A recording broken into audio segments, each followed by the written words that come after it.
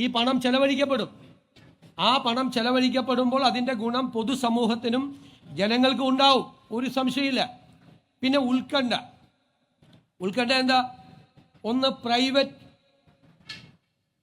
Transport നടത്തുന്ന ആളുകൾക്കൊരു ഉത്കണ്ഠയുണ്ട്, സ്വാഭാവികമാണ്.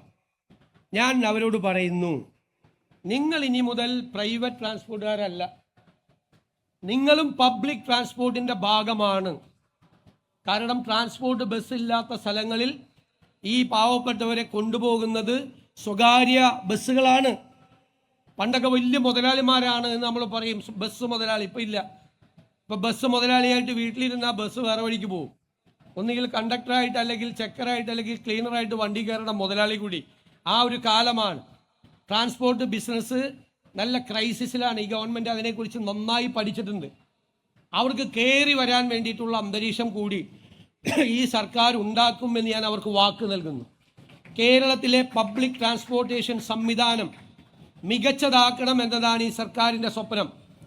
പ്രത്യേകിച്ച് അർബൻ പ്ലാനിങ്ങിൻ്റെ ഭാഗമായി നഗരങ്ങളിൽ, ഇപ്പം കൊച്ചിയിലെക്കാരനാണ് ഞാൻ. കൊച്ചിയിലെ ഹൈക്കോടതിയിൽ ഒരു 2000 വക്കീലന്മാർ വരുന്നുണ്ട്. 2000 കാറുമായിട്ടാണ് ഇവർ വരുന്നത്. അതിൻ്റെ ആവശ്യമില്ല. പബ്ലിക് ട്രാൻസ്പോർട്ടേഷൻ മികച്ചതാണെങ്കിൽ വക്കീലിന് വീടിൻ്റെ പുറത്തേക്ക് ഇറങ്ങി നിന്നാൽ, ഡോക്ടർക്ക്, എഞ്ചിനീയർക്ക്, ജീവനക്കാർക്ക് വീടിൻ്റെ പുറത്തേക്ക് ഇറങ്ങി നിന്നാൽ ഏത് ഡെസ്റ്റിനേഷനിലും പോകുന്ന ഒരു പൊതു ഗതാഗത സംവിധാനം ഉണ്ടെങ്കിൽ അവർ ഈ വണ്ടി എടുക്കില്ല. അപ്പോൾ അവർക്ക് ആ വണ്ടിയിൽ കയറി വരാം. അപ്പം നമ്മുടെ ഈ നഗരങ്ങളിലെ വാഹനങ്ങളുടെ സാന്ദ്രത കുറയ്ക്കാം. അതിനു വേണ്ടിയിട്ടുള്ളൊരു അർബൻ പ്ലാനിങ്ങും പബ്ലിക് ട്രാൻസ്പോർട്ടേഷൻ സിസ്റ്റത്തെക്കുറിച്ചും ഈ ഗവൺമെൻറ് ഗൗരവതരമായി ആലോചിക്കുന്നുണ്ട്. അത് സ്വകാര്യ മേഖല കൂടി അതിൻ്റെ പങ്കാളികളാവും.